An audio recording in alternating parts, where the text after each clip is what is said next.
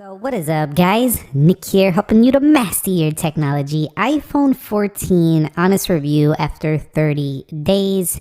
It's an iPhone 13 all over again. Have a nice day. Thank you very much for watching. Nick here, and peace. Nah, I'm just messing with you. But honestly, let's get that out of the way really quickly. Yes, this phone is nearly identical to an iPhone 13. The cameras are slightly bigger, a couple different colors, and it does have eSIM only support. Other than that, they basically use the same body once again. It's not really a bad thing. This form factor works. It works well. It's a very good size. It's a very premium feeling phone. And let's talk about, the colors to begin with. The colors on this phone are quite nice, especially this blue. And I do have the product red iPhone 14 Plus, which is the same phone, essentially just larger with better battery life. You can kind of see how it looks as well. By comparison, these are the two, I would say, best colors for me. Personally, I like the colors that stand out more. You do have Starlight though, Midnight, and there is purple as well for this phone. There might be a new spring color as well. We'll have to see later on next year. But this does retain that notch that you'll find on the iPhone 13 models, including the 13 Pro and Pro Max. So it still looks kind of classic at this point. Well, not classic, but it looks like last year's phone. You can see we do have the Lightning port, no USB-C, precisionally drilled holes. On the side, the 5G millimeter wave is a little bit larger here. Power button, a nice location. You can see yourself a antenna slit right there. Another one there. And definitely the cameras are definitely larger just by a hair than last year. Top, nothing there. It's just a clean build on the edges. Silent switch, volume rockers, eSIM support only, so you're not going to see a physical SIM tray. And I did notice the Apple logo looks slightly bigger, but there's nothing really much else to say. The phone feels relatively light and pretty comfortable day to day, although the edges are a little bit sharper than we find on older rounded edges like the iPhone 11, for example. I gotta say, this phone just feels nice, just like the iPhone 13 did, but it doesn't feel dramatically different, and it doesn't feel, after 30 days, any better really. It just feels like another iPhone with some camera upgrades. So definitely pretty decent. Now when it comes to display, you're still using that same Super Retina XDR OLED panel. Again, still using notch, but that is pretty much on a lot of iPhones anyway, millions actually. And you can see, of course, it does cut into the content a little bit, but I don't find it nearly as distracting as the Dynamic Island. So if you still want the notch, you might as well pick up a 14 or 14 Plus this year, because these are probably going to go to Dynamic Island next year. So do keep that in mind.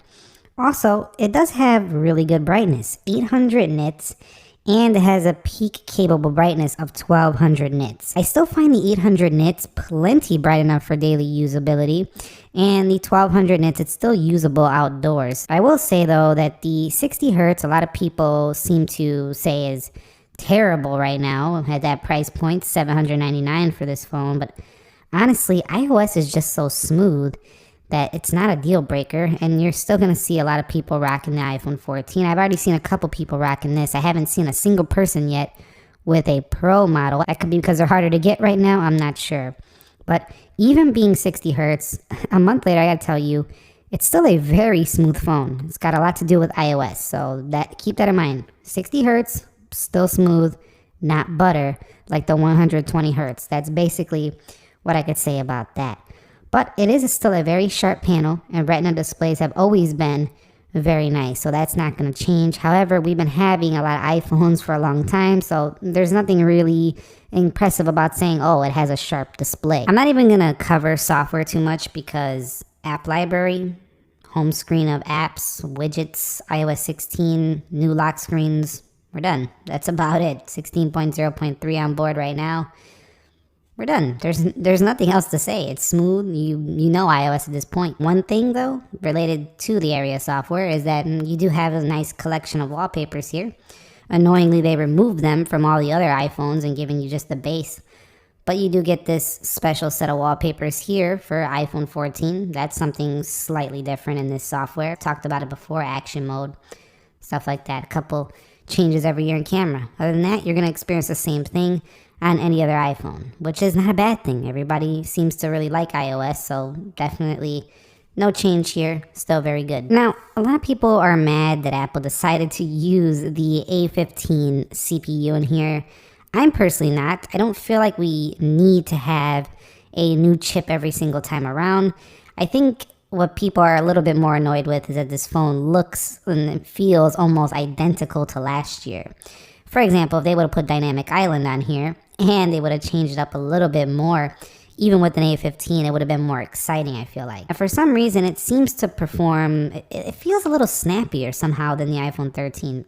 Maybe it's in my perception off a little bit, but it just feels like if I was to define it, to be like just a hair snappier. Overall performance is solid. It just doesn't have that buttery smooth 120 hertz. And I think they could bring ProMotion down to the regular line in the form of something like 90 hertz, maybe not quite as smooth as the Pros, but still quite nice. Overall, I gotta say, performance has been blazing on every single iPhone 14, including the 14, 14 Plus, Pro, and Pro Max. 30 days later, I actually really like this phone recommendation for cameras. I would actually say go get this phone if you like taking photos, because this thing has produced some tremendous results, especially in video with action mode. I like the size of the 6.1. and not having to pay for the Pro to get something like action mode. I also really think the front-facing camera is super good on this phone. So this is a great vlogging phone, regardless of the fact that you don't have the zoom. You don't really need zoom a lot in things like vlogging and stuff like that. You can just use the main cameras. And besides zoom, this feels like 80 to 90% what an iPhone Pro is. You know, it doesn't have the 48 megapixel, but who wants those large file size all the time anyway?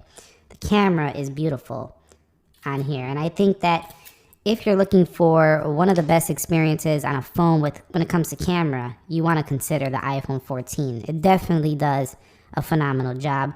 This is one of the main areas I would say pick this up. If you want improvements over the iPhone 11, for example, the iPhone 12, or even if you're coming from something older, you're going to love the iPhone 14 camera system on both front and rear.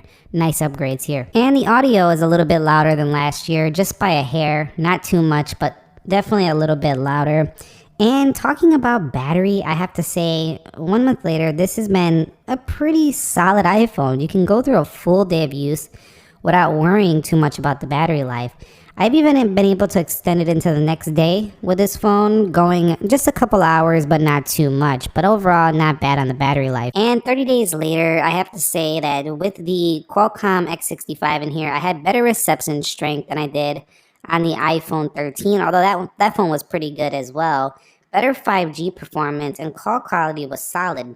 This is just a really good overall iPhone. And at the end of the day, 30 days later, I just think that, you know, this iPhone is just a standard, solid iPhone for people who don't want all the latest and greatest tech upgrades. They just want a really good, modern, new iPhone, and their old iPhone is just getting old, and they're happy with what, you know, an iPhone 11 was, or they're happy with an iPhone 10R was, or they were happy with an iPhone 12. They just want a new phone. That's it.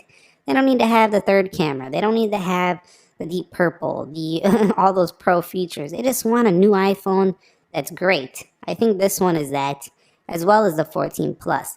But if you're looking for the best value out there, Pixel 7, Pixel 7 Pro, those phones are close to these prices and give you more specs. So do consider those if you want to try Android and you want a better value for money. Do keep that in mind. They do have those options as well as some Samsung phones. But if you want to stay in the iOS ecosystem, these are still solid options. I think they can make some improvements specifically to the display smoothness, and maybe even adding a fourth camera to the Pro and a third camera to the main regular iPhone models like these right here. And a lot of people are going to cop these, I think, for the holiday season, just because the prices will likely be more attainable for those looking for carrier deals and subsidies and things like that. Let me know if you are picking up an iPhone 14. Did you get one already? Did you plan on getting a 14 Plus? Let me know down below in the comments. Thumbs up if you enjoyed it. Subscribe if you haven't already. Nick here. Be sure to be well, and peace.